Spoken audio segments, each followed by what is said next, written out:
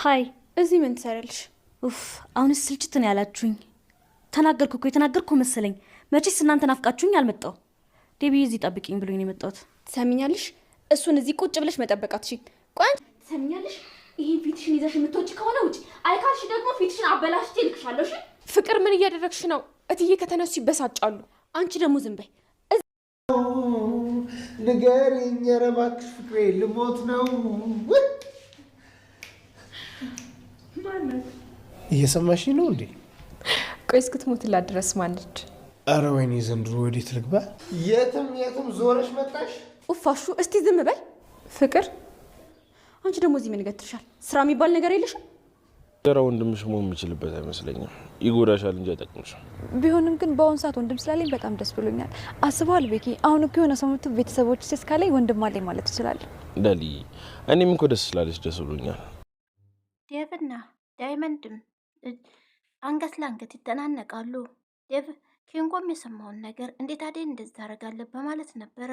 ዴቭ ደግሞ የቬሪን ፓስፖርትና መታወቂያ ወሰደ በተባለው መሰረት ለዛ ነበር የተናነቁት። እንሁም ቢሆን ኪንጎ በመሀላቸው ገብቶ ለመገላገል ቢሞክርም ሊገላገሉለት አልቻለም። ድንጋዩን ለቅሞ ተው በቃ ልቀቀው በማለት ዳይመንድን ለማስለቀቅ ይሞክራል። አደይ ከኋላ ትመጣለች። አደይ ዴቭ ስትለው ዴቭም እንግዲህ ለዳይመንድ ማስጠንቀቂያ ይሰጠውና እንዲመልስ እቃውን እኔ የወሰድኩትም ነገር የለኝም መልሰውም ነገር የለኝም በማለት ጥሏቸው ይሄዳል። ቬሪ አይኗን በጨው አጥባ ወደ ወይዘሮ ታለም ቤት ትሄዳለች። አሹም እንግዲህ አላስገባሽም ቢላትም ለዴቭ ስልክ አስደውላ ወደ ውስጥ ገባለች። ሰላም ጤና ይስጥልኝ ክብሯንና ክብሯን የቻነል ቤተሰቦች ሰላማችሁ ይብዛ በአለም ዳርቻ ያላችሁ ወገኖቼ።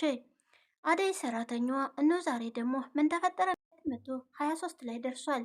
አደይ ከታገተች በኋላ ሊሊ ደርሳ ከምሰጣት መርዛማ መርፌ አድናታለች። ወደ እስር ቤትም ሄዳ ዶክተሩ ምንም አይነት ጥፋት የለበትም እኔን ሊያግዘኝ ነበር ወደዛ የመጣው እና እኔ ምንም አላደረገኝም በማለት እንግዲህ ዶክተሩ እንዲፈታ አድርጋለች።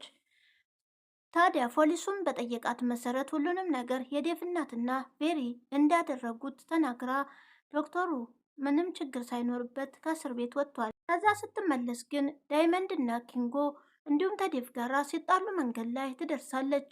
ታዲያ ዴቭንም ጠርታ ምንድን ነው ስትለው የቬሪን ፓስፖርትና እንዲሁም ደግሞ ቦርሳዋን መልሱ በማለት እንግዲህ ዳይመንድንም ይናገረዋል። ዳይመንድም ምንም አይነት ነገር አላየሁም፣ አደይን እህቴን በአይኔ ሳይ ነው የወሰድኩትን የምመልሰው በማለት እንግዲህ ግብግብ ገጥመው አደይ ስትደርስ ማስጠንቀቂያ ሰጥቷቸው ዴቭም ጥሎ ይሄዳል። አደይም ታዲያ ዳይመንድ እና ኪንጎ እንዴት ነሽ ደህና ነሽ ወይ ምንም ችግር አልደረሰብሽም ወይ ብለው ሲጠይቋት ደህና ነኝ በኋላ እመጣለሁ በማለት ዴቭን ትከተለዋለች። ዴቭንንም ቢሆን ለማሳመን ስትሞክር ዴቭ እናቴ መምጣቷ ለእኔ እኔን አበራችልኝ፣ አንቺን ሳምንሽ እንዴት ትገጭኛለሽ ከዶክተሩ ጋር በማለት ይናገራታል። እሷም ታዲያ በኋላ የሚጸጽትህን ነገር አትናገር፣ እኔ ምንም ነገር የለኝም ከዶክተሩ ጋር እሱ እናት ልትገለኝ ስትል ደርሶ አዳነኝ እንጂ ሌላ ነገር የለንም በማለት ልታሳምነው ብትሞክርም ጥሏት ሄዷል። ምንድ ታዲያ ቬሪ እያልክ ታሽቃብጣለህ፣ ዶክተር ባንተ ምክንያት ታስሯል። አደይም ደግሞ ሳላያት ምንም አይነት እቃ ከኔ የለም በማለት ነበረ ለዴቭም የነገረው። ዴቭ ግን ምንም ሊገባው አልቻለም። እንዴት የቬሪን እቃ ትወስዳላችሁ በማለት ነበር ያፈጠጠበት። ይህንም ቢሆን ቬሪንና እናቱን አምኖ አሁን ላይ ጥሏት ይሄዳል። እዛ ተንኮለኛዋ ደግሞ ወደ አቤ ጋር ትሄድና ሊሊ ብቻ ነበረች። ሊሊን ከቤት ውጡልን አሁኑኑ ቶሎ ብላችሁ በማለት እንግዲህ ታስፈራራታለች። ምን አይነቱ ክፉዎች ናችሁ፣ ብሩን ሳትመልሱ የትም ንቅንቅ አንልም በማለት ሄለንም ትናገራለች። ሄለን ምን አይነት ጨካኝ ናችሁ በማለት ወንድሟንም ሆነ እሷን ስትናገር ደግሞ ስለ ብር እንደሆነ አላየሁም፣ ቤቱም ደግሞ በእኔ ስም እንጂ በዳንኤል አይደለም ብላ አይኗን አውጥታ ተንኮለኛዋ ቤዛ ትናገራለች። ለ3 ቀን ጊዜ ሰጥቻችኋለሁ፣ ለካስ ብር የለህም መሰለኝ ማረፊያ የላችሁም፣ ስለዚህ ለ3 ቀን ጊዜ ሰጥቻችኋለሁ፣ ከዛም በኋላ ግን ተገዳችሁ ትወጣላችሁ በማለት ለማስፈራራት ትሞክራለች።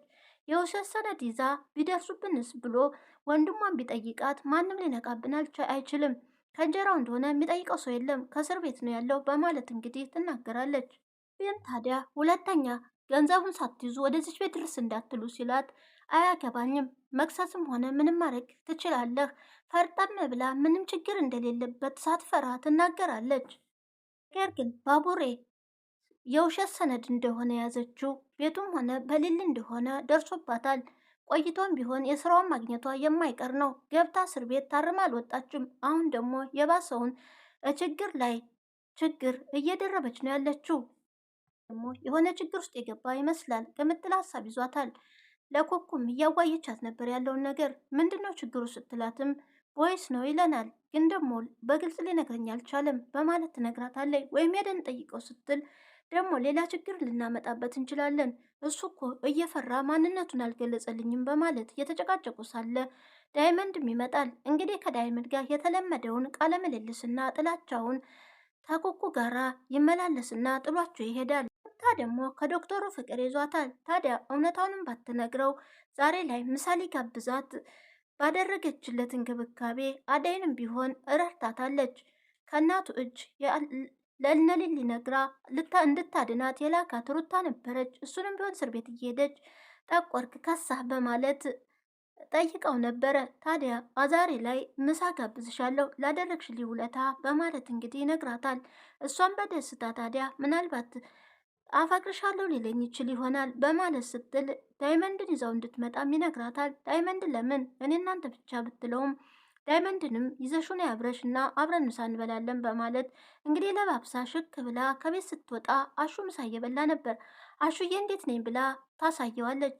ታዲያ አንቺ እኮ ሲፈጥርሽ ቆንጆ ነሽ፣ ባትለብሽም ያምርብሻል በማለት ያሞጋግሳታል።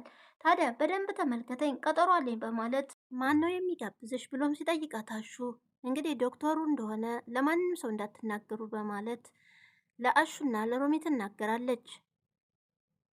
አሹ ታዲያ እኔ ነኝ እንጂ መሸኘት ያለብኝ እኔ አድርሽሽ እመጣለሁ ፊላትም እሱ ደግሞ ዶክተሩ እሱን የማንንም ቀማኛ ሌባ ዶክተር ፊት ይዞ መቅረብ ምን ይባላል በማለትም ቢላት እንግዲህ ሩታም ዶክተሩ ራሱ እሱን ነው ይዘሽ ነው እያለኝ በማለት ትነግረዋለች። አሹ ደግሞ ምን እያልክ ነው? ዳይመንድ ያስከብራል እንጂ አያሳፍርም በማለት ትናገረዋለች። በነገራችን ላይ ግን ሩታ አንቺ መጠንቀቅ አለብሽ፣ አንቺ ስለወደሹ ብቻ እሱ ይወደኛል ብለሽ ሌላ ችግር ውስጥ እንዳገቢ በማለት ሮሚ ለመምከር ትሞክራለች። ኪንጎ ደግሞ የሆነ ችግር ውስጥ ገብቷል። ከዚህ ቀደም ቅጥቅጥ አርገው ደብድቦት ነበረ። አሁን ላይ ታዲያ ቤት የምትባለው የስራ ባልደረባው እየደወለች በጣም አስቸግረዋለች። ከዚህም በፊት ለአንቺ ብዬ ተደበደብኩ፣ አሁን ደግሞ ቅምጥልንም ሆነ ራሴን ችግር ውስጥ መክተት አልፈልግም፣ ተይም በቃ በማለት እንግዲህ ስልኩንም ሲዘጋ ሩታ ደግሞ መታ ኪንጎ እንዴት ነኝ በማለት ጠይቋለች። እኔ ልጠይቅሽ እንዴ እንዴት ነሽ ይላታል። ማለቴ አለባበሴ ስትለው እንደዛ ማለት ሳይሆን ለየት ያለ ነገር አልታየህም ወይ ስትለው ለየት ያለ ምን እንዳገኝቶ ነው በማለት እንግዲህ እሱም ይናገራል። ታዲያ በቃ ተው ዳይመንድ የለም ወይ ብላ ስጠይቀውም የለም የት እንዳለ አላውቅም ይላታል። በቃ ልፈልገው ስትል ኪሴ ውስጥ እኮ አልከተትኩትም በማለት እሱም በተባሳይቶ ስለነበረ በስልክ ይናገራታል። ሩታም ጥላት ሄዳለች። ቤዛ ተንኮለኛዋም አሁን ላይ ወደ ሊሊ ጋር መሄድ አለብን በማለት ለወንድሟ ትናገራለች። ለምን እንሄዳለን ደሞስ የውሸት እንደሆነ ወረቀቱን ቢያውቁ የሆነ ችግር ውስጥ እንገባለን ቢላትም ማንን ቸክ ያደርገዋል ብለህ ነው በማለት ትነግረዋለች። ምናልባትስ ከጀራው ሲላት ከጀራው ማንም አይጠይቀው እሱ እስር ቤት ነው ያለው፣ ሊሊ ጋ ሄደን እሷን ደግሞ ማናገር አለብን በማለት እንድትወጣ ከቤት ማድረግ አለብን በማለት ትነግረዋለች። አንቺ በመምጣትሽ ነገሮቹ ቀለል አሉልኝ፣ አንቺ ባትኖሪልኝ ምን ሆን ነበር በማለት ዳንኤልም እንግዲህ ከኔ ውጭ ማንም አይጠነቀቅልህም፣ አንተ ለኔ እኔ ላንተ በማለት እንግዲህ ወንድሟንም እየተናገረችው ነበር። አደይ ደግሞ ዴቭን ተከትላ እንግዲህ እናትህ ካንተ ልታስማማኝ ሆቴል ውስጥ ጠርታኝ ነበር የሄድኩት ወደዛ ስትለው ለምንድን ነው መጀመሪያ ለእኔ ያልነገርሽኝ ወደዛ ከመሄድሽ በፊት ሲላት ለአንተ እንድነግርህ ፈቃደኛ አልነበረችም፣ ሰብራይዝ ልታደርግህ እናድርገው በማለት ነበር ያናገረችኝ። እዛ ስሄድ ግን ትንሽ እንደጠበቅኩ ዶክተሩ መጣ። ከዛም አንተ መታየኝ። ይሄ ነው ነገሩ። እናትህ ዶክተሩን እኔን እንዲገልላት እንዲረዳት ስለጠየቀችው በዛ ምክንያት ነበረ ቬሪ ሄዳ ስትነግረው ሁለቱም ተባብረው ስለነበረ ወደዛ የመጣው በማለት ልታሳምነው ትሞክራለች። እናትህ እኮ እኔን ልገለኝ ነበረ ዴቭ በማለት ብትነግረውም ያንቺን ተረት ተረት የምሰማ ይመስልሻል ወይ? ደግሞ በእናት የመጣሽ ወይ? በማለት እንግዲህ ይናገራታል። ተንኮለኛዋ ፍቅር ደግሞ ዳንኤልን ፈልጋ ወጥታ ነበረ። ታዲያ ስታገኘውም አንድ እርዳታ ያስፈልገኛል ትለዋለች። ለምን ሲላት ዴቭ ሌላ ሴት ሊያገባ ነው፣ የአደይ ባል ነው ወይ ባሌ እያልሽ ስትንቀባረር የነበረው ሲላት፣ እነሱ መቼም አይጋቡም፣ እናቱ ሌላ ሴት አምጥታለች አሉ፣ ሰፈሩ እንዳለ በእናንተ ወሬ በእናንተ ቤተሰብ እያወሩ ነው ሲላትም፣ ወሬው ሁሉ ስለኛ ነው በለኛ፣ አሁን ላይ እርዳታ ያስፈልገኛል በማለት ዳንኤልን ታናግረዋል። አና ያስቸገረሽም ሲላት፣ ትልቁ ችግሬ ቬሪ ናት አሁን ላይ፣ ስለዚህ ያንተ እገዛ ያስፈልገኛል ብላ እሱን እያናገረ እያለ ቤዛ በሩቀት ታያታለች። ታዲያ ይችን ፍቅርን ማስወገድ አለብኝ፣ ለእሷ ትልቅ መላ መፍጠር አለብኝ፣ ወንድሜን እየቀጠረች እየጠበቀች በኋላ ችግር ውስጥ ትከተኛለች በማለት እንግዲህ የሆነ ነገር ለማዘጋጀት ለማድረግ በፍቅር ላይ እያሰበች ነበር። ፌሪ ደግሞ ዴቭ አስገባት ባለው መሰረት ወደ ቤት አስገብቷት ነበር። የዴቭ ክፍል የቱ ነው ብላ ዴቭ ክፍል ገብታ ባሹ ስልክ ከወይዘሮ አልማዝ ጋር ከዴቭ እናት እያወራች ነበረ። ወይዘሮ ታለም ደግሞ ማነው ዴቭ ክፍል ያለው በማለት እንግዲህ በሩን ከፍቶ ሲገቡ አልጋው ላይ ቁጭ ብላ ያገኟታል። ታዲያ ዝም ብሎ ሰው ክፍል ገብቶ መቀመጥ እንዴት ማንንም ሳታስፈቅጂ ሰው ክፍል ትገቢያለች ብለው ይናገሯታል። እሷን ብድግ ትልና ታዲያ ወይዘሮ አልማዝን እንቻ አናግሪ፣ ምን አደረግኩ ገብቼ ዴቭ ክፍል ነው የተቀመጥኩት በማለት ጋጥ ወጥ ስለሆነች ትመልስላታለች። ወይዘሮ ታለም በጣም ተናዳ እኔ ማንንም ስልክ አላወራም፣ አሁን ውጭና ውጭ ጠብቂው በማለት እንግዲህ ከክፍል ያስወጣታል። ወይዘሮ ታለም ታዲያ ተናደው ይችን ልጅ እንደምንም ብላችሁ ከዚህ ቤት አስወጡልኝ፣ ምን አይነት ጋጥወጥ ናት በማለት ይናገራሉ። ልጅቷም ጋጥወጥ ስለሆነች ወይዘሮ ታለምን ዝቅ አድርጋ ነው የምትናገረው። ቤታችሁም ከዚህ ቀደም መጥታ ደግሞ ቤታችሁም አይመጥንንም በማለት ነበር የተናገረችው። ታዲያ ወይዘሮ ታለም በዛም ራሱ በጣም ተናደው ነበረ። ዴቭ ምን ነክቶት ነው ደግሞ ወደ ቤት የሚያመጣብኝ? አሁን ላይ ዴቭ ሲመጣ እጠብቀዋለሁኝ ሳሎን እንዲመጣ ንገሩት በማለት ለሮሚም ይነግሯታል። እናቱ ወደዛ ከተመለሰች እንግዲህ እስቲ ከዚች ላይ ደግሞ እንዴት እንደሚላቀቅ የሆነ መላ ማበጀት አለብን በማለት ወይዘሮ ታለምም ለማናገር ወስናለች። ቤዛና እንግዲህ ፍቅርም ተገናኝተው ከወንድሜ ምን ነገር አለሽ? ለምንስ ነው በተደጋጋሚ የምትደውዩ ስላት፣ እኔ ያልደወልኩለትም እራሱ ፈልጎ ነው እንጂ የመጣው በማለት ፍቅርም ትናገራለች። ታዲያ መጀመሪያ አንቺን ቆንጠጥ ማድረግ አለብኝ ስትላት፣ የፈለግሽው ማድረግ ትችያለሽ፣ ለሱማ አቅጀልሻለሁ ጠብቂኝ በማለት ማስጠንቀቂያ ትሰጣታለች። ዳይመንድ ደግሞ ከኩኩ ጋራና ከቅምጥል ጋር እንዲህ ዝም ትላላችሁ? አደይን ሲጎዷት ዝም ብላችሁ ለምንድን ነው የምታዩት? የዴቭ እናትም ሆነች ይቺ ቬሪ የምትባለው አደይን እየጎዷት ነው ብሎ ሲነግራቸው የታሉ ታዲያ ለእኛማ እናደርግላታለን በማለት ኩኩም ትናገራለች።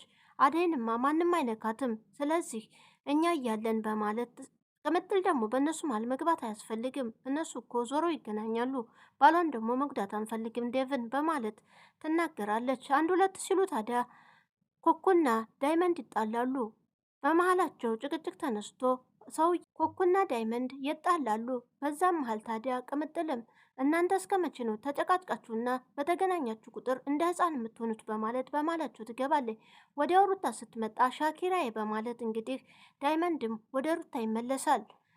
ታዲያ ሩታም ናኔድ ብላ በጆሮ ሽኩ ትለዋለች። ዶክተር እንደምሳን ሊጋብዛቸው እንደፈለገ ስትነግረው እሱም በደስታ ነኔድ በቃ ከነዚህ ድንጋይ ላይ ተቀምጠው ከሚውሉ ሴቶች እንላቀቅ በማለት እየሄዱ ነበረ። በመንገድም ሆኖ ታዲያ ስለ ዶክተሩ እየነገራት ነበር። አንቺ ተጠንቀቂ፣ ዝም ብሎ እኮ ፍቅር ማለት ጥሩ አይደለም፣ በኋላ እንዳትጎጅ በማለት ለሩታም ይመክራታል። ሩታም ታዲያ ምናልባት እኔን ይሆናል ያፈቀረው ሌላ የሚያፈቅራት ሴት አለች ሲላትም ነበር እንደዛ ያለችው። ሻኪራዬ ብትጠነቀቅ ይሻልሻል፣ የዶክተር ልብ ያለው ሌላ ቦታ፣ አንቺ ያለው ዶክተር ላይ በማለት እንግዲህ ጥንቃቄ እንድትወስድ ይመክራታል። ምናልባት እኮ እኔን ይሆናል ያፈቀረኝ፣ ዶክተሩ እኔን ሊሆን ይችላል ሊወደደኝ በማለት አይመስለኝም በማለት ግልጹንም ባይነግራት ሌላ ሴት በልቡ እንዳለች እንደሚያፈቅር ለሩታም ይነግራታል። ግን ደግሞ ማን እንደሆነች ማወቅ እፈልጋለሁ በማለት ሩታም ስትነግረው እንግዲህ አሁን ለምሳ ስንሄድ እንጠይቀዋለን ከነገረን በማለት ታዲያ ዳይመንድ ነገረኝ ብለሽ ደግሞ እንዳታቃጥሪ፣ ከዚህ ቀደም ከኪንጎ ጋራ የነገርኩትን ለዶክተሩ ነግሮት ዶክተሩ በጣም አዝኖብኛል፣ አሁን ደግሞ ሌላ ችግር እንዲፈጠር አልፈልግም በማለት ይነግራታል። እሷም ታዲያ ችግር የለውም እኔ በቀስ ብዬ እንድጠይቀው አድርገዋለሁ በማለት እንግዲህ ተያይዘው ለምሳ አብረው ሄደዋል። ፍቅርም እንግዲህ ከሄደችበት ስትመለስ ቬሪን ሳሎን ታገኛታለች። አሹም ሊያስወጣ ሀሳብ ይዞት ነበረ። አሁን ፍቅር ስትመጣ በቃ እሷው ታስወጣታለች በማለት በጣም እየተናደደ ስለነበረ ፍቅር ገብታ ሁለቱም ይያዛሉ። ነይ ውጪ ምን ልትሰሪ መጣሽ በማለት አንቺን ፈልጌ አይደለም የመጣው ደፍዬን እንጂ ብላ ቬሪም ተዝናንታ ቁጭ ብላ ነበረ። ፍቅርም ለማስወጣት ትሞክራለች። ታዲያ ዴቭ ወደዛው ይመጣና ቬሪ ምንድነው ያደረግሽው? ነይ ወደዚህ በማለት በጩኸት ይጣራል። በአንድ በኩል ደግሞ ቤዛ ተንኮለኛ ወደ ዶክተሩ ጋር ሄዳ የስራ ልምድ እንዲጽፍላት ትጠይቀዋለች። እሱም እንደማይጽፍላት ልክ ልኳ ነግሯት ያን ሁሉ ጥፋት አጥፍተሽ አሁን እንደዚህ ስትይ አታፍሪም ወይ በማለት እንደማይጽፍላት ነግሯት ትወጣለች። የዛሬው ቪዲዮ እንግዲህ እዚህ ላይ አብቅቷል። ቀጣይ ምን ይፈጠራል ለሚለው አብረን እናየዋለን። ቪዲዮውንም እስከ መጨረሻው በመከታተል አበረታቱኝ እያልኩኝ በያላችሁበት ሰላም ሁኑልኝ። ለሀገራችን ፍቅር፣ ሰላም እንዲሁም እየተመኘሁኝ መልካም ቆይታ ይሆንላችሁ ባይ